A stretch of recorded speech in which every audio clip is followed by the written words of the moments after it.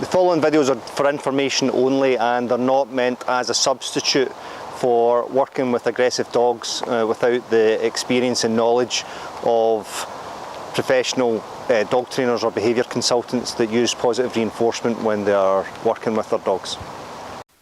Classical conditioning is a treatment protocol classical counter conditioning is a treatment protocol for aggression. So classical conditioning is learning by association. It deals with emotion, and what we're wanting to do is change the dog's emotional response to the thing which causes it to react. As I discussed in one of the earlier videos, a lot of aggression is caused by fear or is in some way fear-based.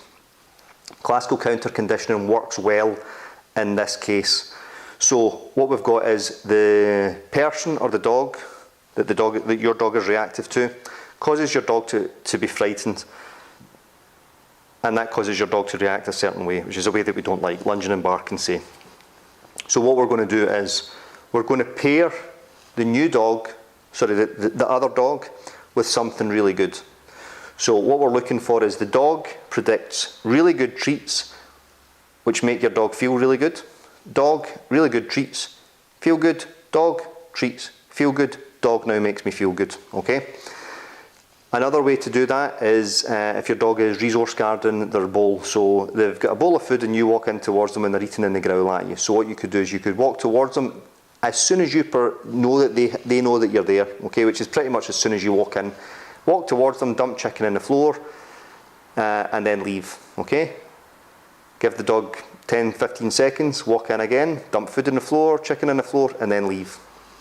The dog then learns that you approaching the dog's food bowl means that chicken appears and chicken is good. And the dog now associates you with feeling good rather than you with feeling bad that you're going to take the dog's food away from them. Now it's important, especially when we're working with dogs outside, it's important that we get the order right. So and I've done a video on this before, we're not distracting the dog with food. We're trying to pair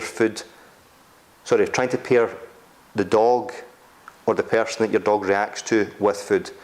So how we get this wrong is you walk around and you see a dog coming, but your dog hasn't seen the dog coming yet, and you go into your bag and you rustle your treat bag and you've run out of treats and you're trying to get the dog's attention before they see the dog.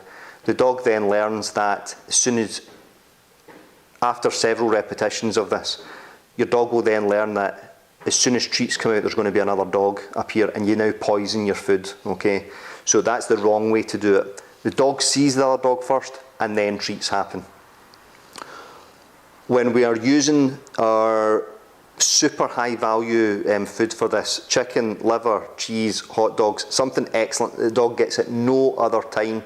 So when you're preparing these treats in order to do this, and if your dog comes into the room, he doesn't get one ever, okay? That's ever, right? So your dog then learns that, it's another dog which causes these treats to happen, and that's really, really cool, okay?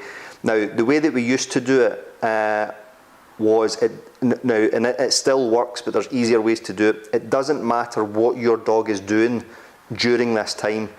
If your dog walking down the street and you see another dog coming and your dog is kicking off and going berserk at the other dog, you still offer food to the dog. The dog might not be able to take it, but the other dog still predicts that food is going to happen, and over time the emotional response will change, which means you'll get less reactivity. Now that's not a good way to do it, but it doesn't matter what the dog's doing for classical conditioning to work.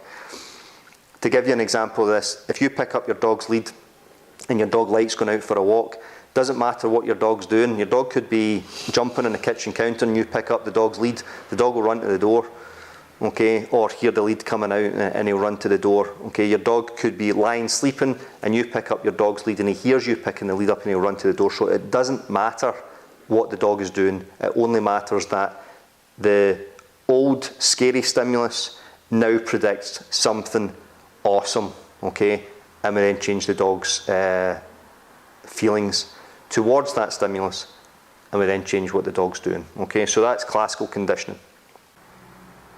Any questions on any of the information that I've given you here, stick them in the comments field and I'll do my best to answer them. We can have a chat about it, okay, and thanks for watching.